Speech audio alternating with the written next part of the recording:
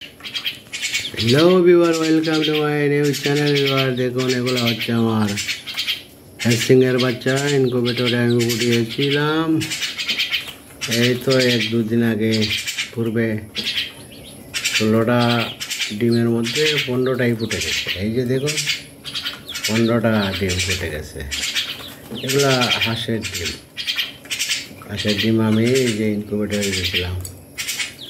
ইনকুবেটরটা হচ্ছে কেমন, এইটা হচ্ছে 8-10 বছর আগের পূর্বের ইনকুবেটর ছিল।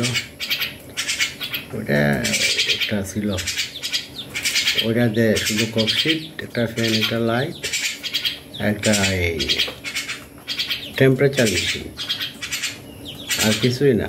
এই টেম্পারেচার মেশিন দিয়ে ইনকুবেটরের মধ্যে এই যে ককশিটের ভিতরে দিয়ে তারপরে ফুটিয়েছি। 16টা ডিম 2 সেটে দিয়েছিলাম। এই এক সেটে 12টা, এক সেটে 4টা।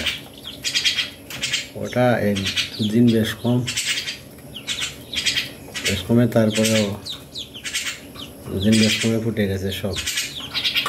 শুধু একটা ডিম বাদে, একটা ডিম বোলা গেছে। ওটা মূল থেকেই নষ্ট ছিল ডিমটা। এই যে দেখছেন, ইনকুবেটরের বাচ্চা, হাঁসের বাচ্চা। এই ফিড দিয়েছি তাগারের মধ্যে, এই যে বউলের মধ্যে, তার মধ্যে পানি দিয়েছি, কাটছে। কি সুন্দর দেখা যাচ্ছে। এই যে দেখুন, very nice view is very nice. দেখতে খুবই চমৎকার লাগছে।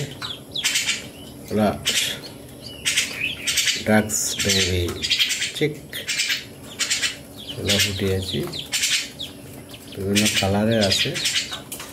এই যে দেখেন অবস্থাটা। এই ছিল আজকের ভিডিও। থ্যাংকস।